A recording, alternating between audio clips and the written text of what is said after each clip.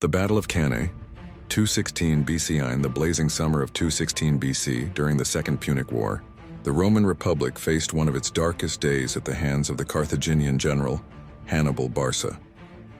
Hannibal had already shocked Rome by crossing the Alps with war elephants and defeating Roman armies at the Trebia and Lake Trasimene. But at Cannae, in southern Italy, he would achieve a masterpiece of battlefield tactics that is still studied in military academies today.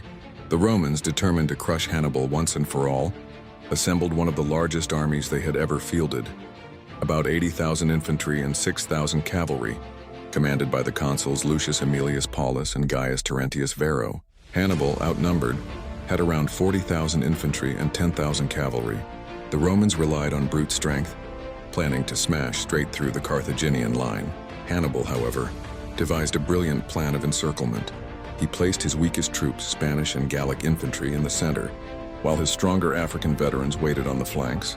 His cavalry, superior in both numbers and skill, held the wings. As the battle began, the Romans pressed forward. Hannibal's center deliberately gave ground, bending inward like a bow. The Romans surged in, believing victory was near. But this was exactly what Hannibal intended. The Carthaginian line formed a concave pocket, holding the Romans in a tightening trap. Meanwhile, Hannibal's cavalry on both flanks routed the Roman horsemen and swept around to attack from behind. His African infantry pressed in from the sides.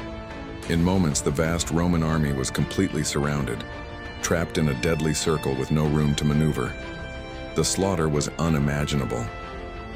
Packed shoulder to shoulder, the Romans could barely raise their weapons.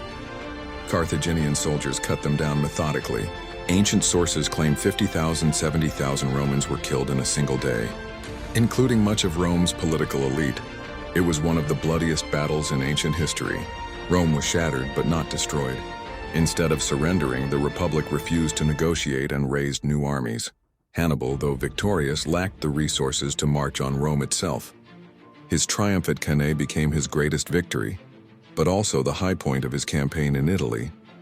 In the years that followed, Rome adapted, avoiding pitched battles with Hannibal and grinding down his allies. Eventually, the war shifted to Africa, where Hannibal was defeated at Zama in 202 BC by the Roman general Scipio Africanus. Still, Cannae lived on as a legend. For centuries, generals from Napoleon to Schlieffen studied Hannibal's double envelopment at Cannae as the perfect battle of annihilation. Did you know? Roman survivors of Cannae, about 10,000 men, were shamed and exiled to Sicily for the rest of the war, forbidden to return to Rome until victory was achieved.